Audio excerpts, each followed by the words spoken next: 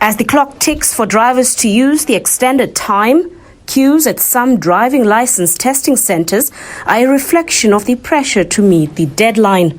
The affected drivers are those with driving licenses that expired between 26 March 2020 and 21 August last year. More than 49% of drivers used the extended grace period to renew their licenses, but a large number of the country's drivers couldn't. Transport blames the slow pace by some drivers in some provinces to renew their licenses. Our DLTCs throughout the country will be open every day and on Saturdays up until 2 o'clock, starting from this coming weekend, from the 2nd of April beyond up until June.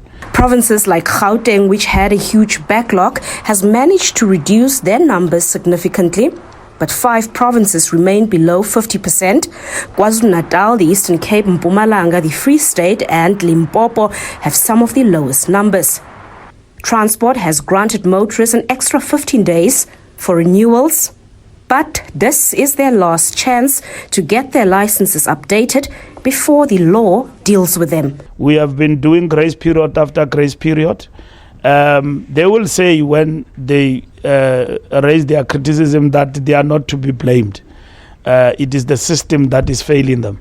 So we are addressing the system so that the criticism in itself, which is some of it is constructive, it is realistic, and it's not something to be thrown out of the window. We are intervening heavily. We are spending sleepless nights to refurbish our driver's license regime. The biggest challenge is the pressure driving license testing centres face to cope with the last-minute influx of motorists who want to renew their driving licenses, but the Road Traffic Management Corporation is adamant that their systems are geared for the pressure. I'm confident that the turnaround time is quite minimal. Motorists must just make sure that they capitalise on this time. We urge all the motorists to report to the DLTCs and take advantage of the system upgrade as well as the additional hours that has been given to them. Another issue is the huge backlog of printed driving licence cards. Over 600,000 cards have already been produced. The department says efforts are expedited to print the maximum amount of cards daily. Patricia Fasache, SABC News in Midrand.